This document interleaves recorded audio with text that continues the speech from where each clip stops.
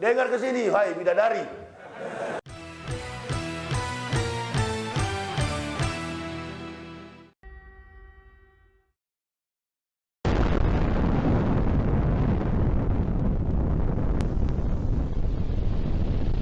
Ada sebuah wawancara di Al Jazeera Channel, dokter Korea yang tadi dipertemukan dokter Raja Arab yang juga orang sufi.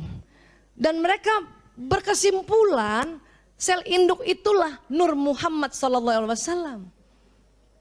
Ya, jadi ini bukan kata Aisyah ya Bu, ini penelitian dari dokter-dokter yang juga sufi.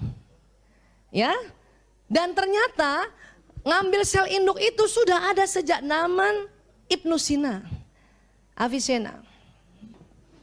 Nah terus ternyata di mana sel induk itu kalau kita mau cari?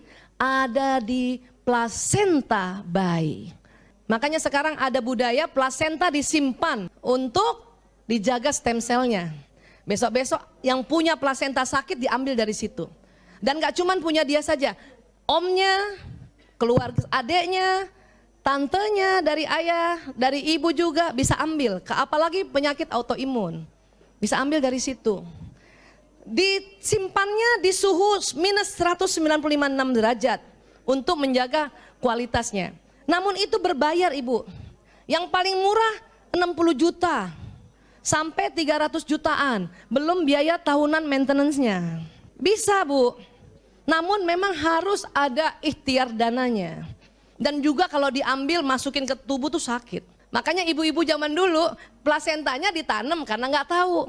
Untung ada sedikit tuh pusatnya, tali pusat. Zaman dulu kan ibu-ibu tali pusat disimpan kan Bu. Kalau anaknya demam, direndam air hangat, diminumin anaknya kan.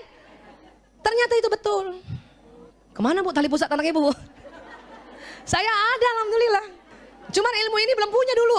Jadi waktu sakit tetap aja dikasih paracetamol. Ibu saya ada orang Makassar kan, rendam itu tali pusatnya anakmu, kasih minum. Saya nggak paham kenapa sih. Ah baru sekarang. Pernah dengar gitu Bu? Makanya kita nggak boleh ya menentang omongan-omongan orang tua nenek moyang. Terima dulu ntar kita teliti. Ya. Kecil, ya.